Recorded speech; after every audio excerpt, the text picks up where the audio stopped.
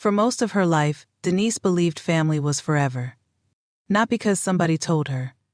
Because she lived it. She grew up in Louisville, Kentucky. 3 brothers. 2 sisters. Hard-working parents. Family cookouts every summer. Holiday dinners every winter. The kind of family that looked perfect in photographs. But pictures don't tell the whole story. Pictures never do. Denise was the oldest child. The responsible one. The dependable one. The one everybody called when something went wrong. If somebody needed a ride, they called Denise. If somebody needed a loan, they called Denise.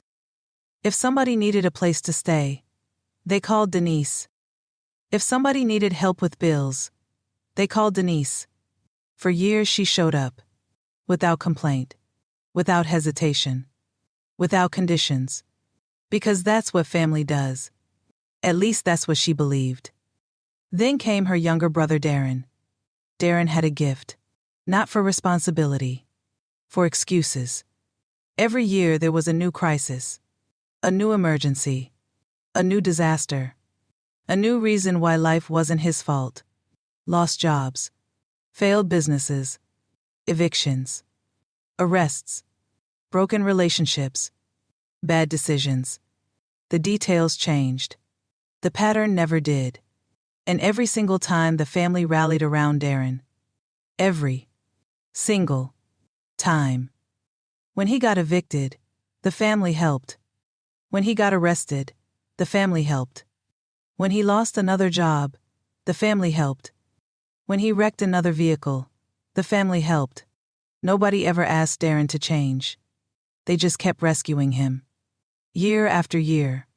Crisis after crisis. Failure after failure.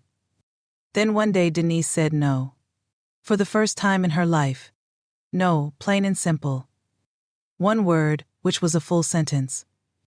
Darren wanted $15,000. Not for a medical emergency. Not for his children. Not for survival. He wanted it because another business idea had failed, and he needed rescuing again. Denise refused. Politely. Respectfully. Firmly. And that's when everything changed. Suddenly Denise wasn't the hero anymore. She became the family villain. Ain't that a bitch? Family members called. Family members complained. Family members pressured.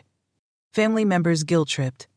People who had never contributed $1 to Darren's rescue suddenly had opinions about Denise's fucking money. Funny how that works. The people most generous with your resources are usually the ones spending none of their own. Months passed. The tension grew. Family gatherings became uncomfortable. Phone calls became shorter. Relationships became strained. Then came Thanksgiving. The day Denise finally understood the truth. During dinner, one of her sisters said, "Family is supposed to help family." The room nodded. Everybody agreed. Except Denise. She looked around the table. Then asked a question nobody wanted to answer. If family is supposed to help family, where the fuck were all of you when I was going through chemotherapy? Silence. Nobody answered. Because everybody remembered. When Denise was fighting cancer, she drove herself to appointments. When Denise couldn't work, she paid her own bills. When Denise was exhausted, she carried her own burden. The same family demanding sacrifice from her now had fucking disappeared when she needed support. And suddenly the truth became obvious. They didn't love Denise because she was family. They loved Denise because she was useful to them. There is a difference. A painful difference. Over the next few years, Denise stopped funding chaos. Stopped rescuing grown adults. Stopped financing their bad fucking decisions. Stopped carrying people determined to remain heavy. And something interesting happened. Most of those relationships disappeared. Not because Denise changed, but because access changed. The people who truly loved her remained.